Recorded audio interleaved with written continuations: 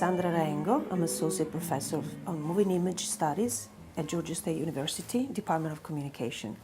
And I am the coordinator of Liquid Blackness, the research group that has organized the symposium and the entire collective project of experimental research.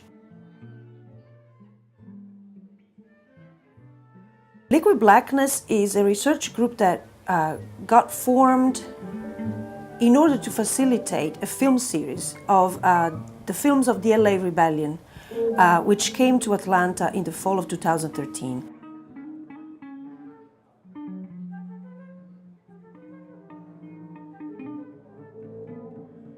I already had the idea for a research group that was going to focus on blackness and aesthetics. But when Matthew Bernstein contacted me and said, do you want to try to do this together, we brought 30 to 35 films. Some of them were short, but we were watching them over 4 weekends, an entire month. So Friday, Saturday, Sunday.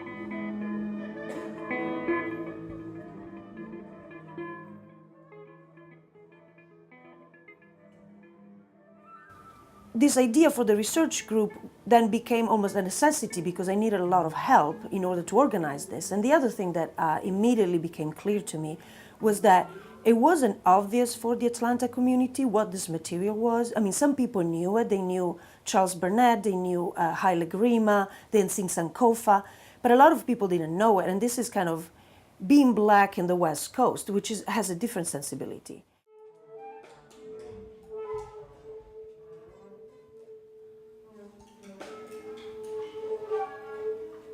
After that, we decided to do a symposium on liquid blackness, ideas of liquidity, aesthetic liquidity.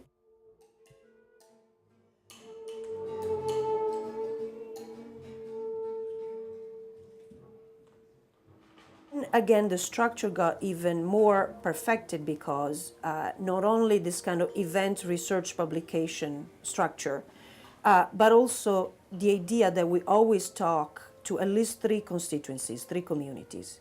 The scholarly community, the curatorial community, and the artistic community.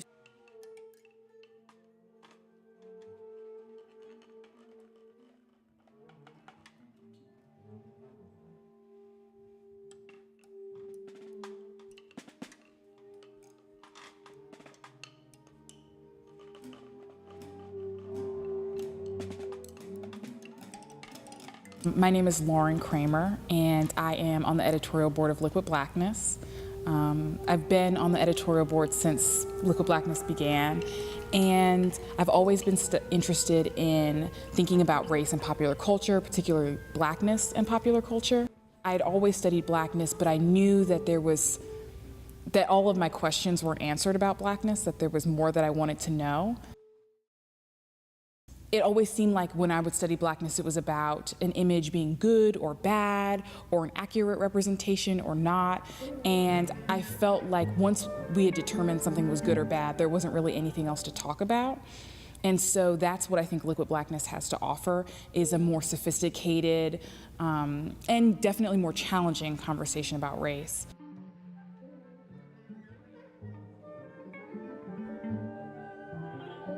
I started using this expression to describe what I thought the students in my undergraduate class, race and representation, were able to critically assess and see around in their culture, visual and sonic culture.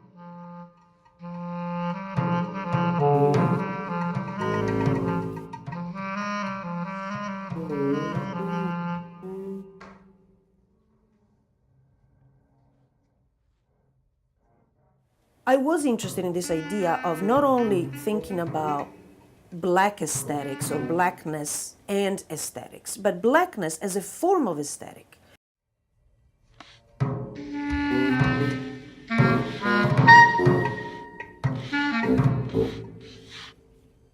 And so it seemed to me that there was a lot of the blackness in our contemporary moment is less and less attached to black people. And this is something that Harry Helam has talked about.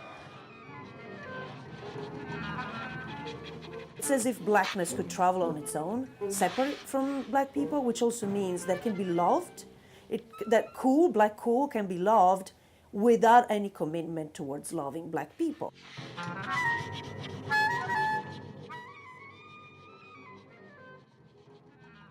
So it is provocative in that sense as well, because it's trying to say, to kind of keep in mind the ethical dimensions. Everybody has access to some forms of Blackness, but what does that mean? Anything that is black can be eroticized, can be co-opted, can be impersonated.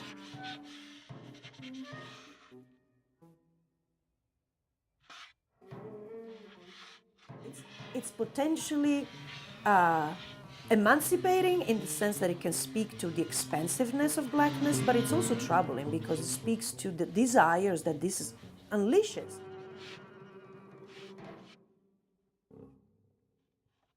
My name is Kristen Juarez. I'm a PhD student here in the Moving Image Studies program at Georgia State. And I got involved with Liquid Blackness as a first-year student.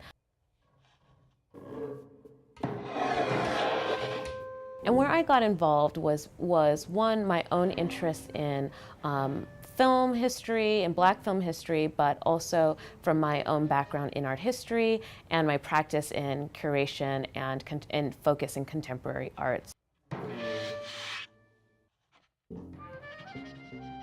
So my interest in this collaborative project was really a scholarly endeavor as well, because what I'm interested in are these intersections between filmmaking and art practice, either as filmmakers were working with artists or artists are moving into film and video, but also these thinking through ideas that are being thought through around the same time.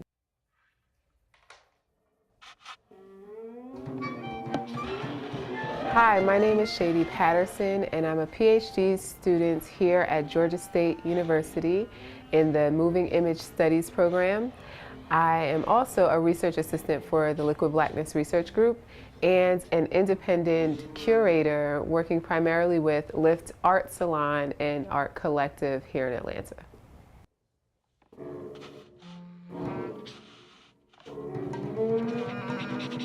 Since seeing the film series and becoming affiliated with Alessandra, Lauren Kramer, Kristen Juarez, and the team at Liquid Blackness, I was offered the opportunity to write for the publication.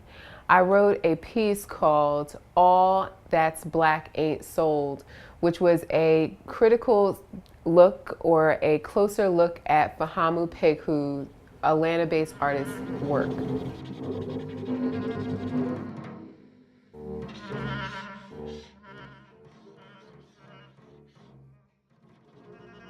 This past fall, 2015, Liquid Blackness hosted the Passing Through film series, where we took a look at Larry Clark's film and we designed a symposium around the artist, the filmmaker, and some speakers from out of town.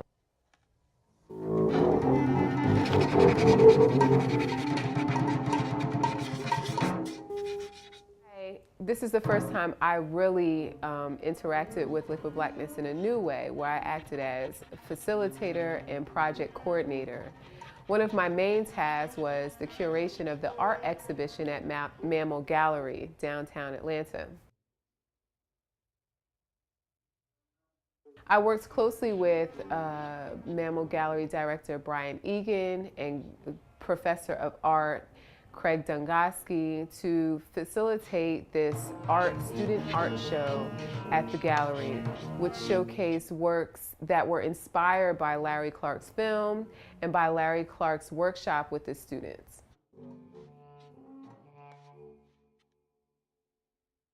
Artist Tim Short focused on themes of Afrofuturism and Black culture and music, ideas of jazz and how jazz inspires Black cinema, while Anissa Wedderburn focuses on the biological and molecular structures as art. So these were two really great opportunities for me to further my curatorial practice, because as a Lift Art Collective curator, I'm interested in facilitating the introduction of artists around, new and emerging artists in and around Atlanta.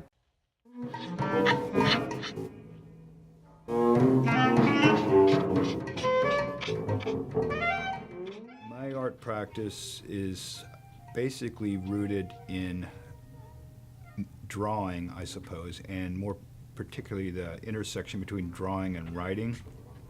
And then even more particularly, what I'm interested in is the sound of writing and the sound of drawing.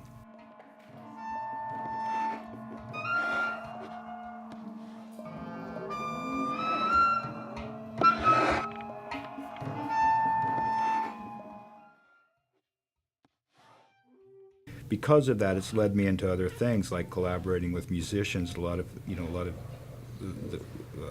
my connection to this project, in large part, came from that. A relationship I have with Kristen Juarez, who I've known for a while. She asked me to come and view the film, and she asked me because a couple of things. She knew my interest in jazz.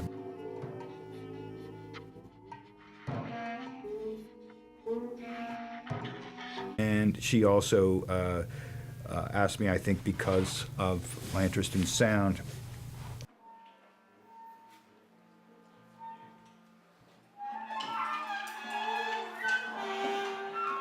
the way that I put the workshop together came from exercises that I've done within my own studio practice and variations I've done with working with students and other collaborators throughout the years.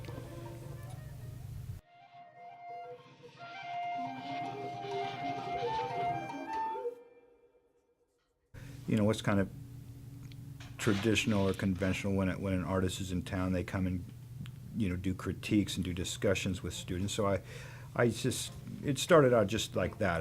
I'm going to have him come and talk to the students. So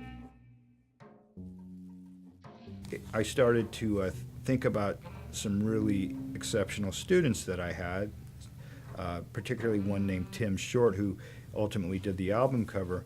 But there's a group of young African American artists who I was noticing were drawing and kind of invoking the aesthetics of jazz album covers.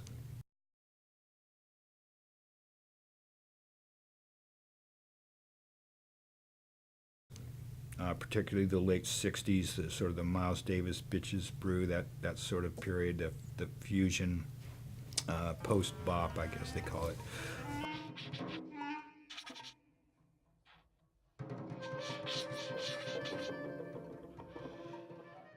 I had another idea too, where well maybe I could get him to be more involved with actually a studio practice, and so I asked Alessandra to see if it was okay with Larry, and ultimately we got him engaged with doing one of my drawing exercises, where we record the sound of amplified inscription.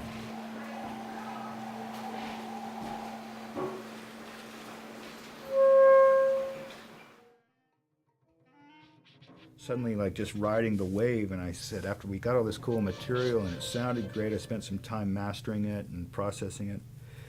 I approached Alessandra and asked her, like, well, what about making an album out of this? I mean, an LP, because I just feel like CDs are business cards. They're just, you know, flyers. They're not really of that much consequence. And Alessandra's eyes lit up and was really excited, and that kind of gave me the green light. And so, a long story short, I pursued it with sort of a roller coaster of yeses and nos, and ultimately we wound up with a gatefold LP that, you know, sort of houses a catalog with information about the film, about the project, and then it, you know, the material we produced in this workshop is the content on the album. And then it ultimately became a performance at Mammal Gallery that was part of the symposium that happened the fall of 2016.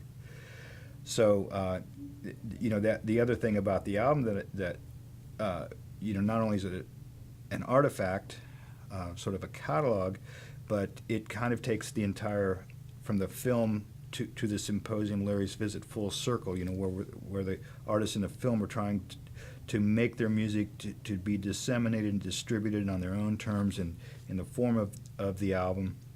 The film itself isn't disseminated, it's set up for dedicated viewing.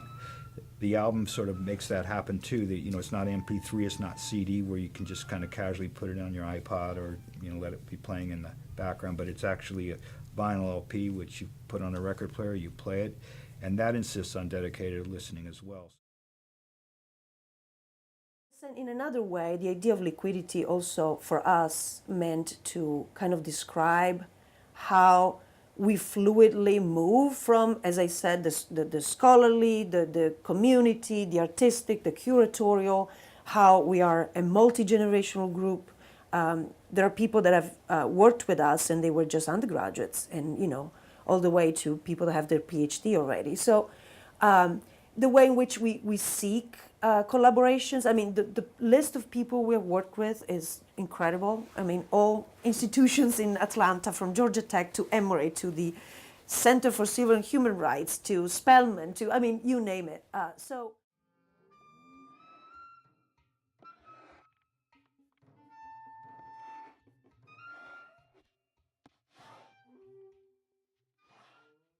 So what does it mean to look at the work of the LA Rebellion, which these filmmakers were never a collective.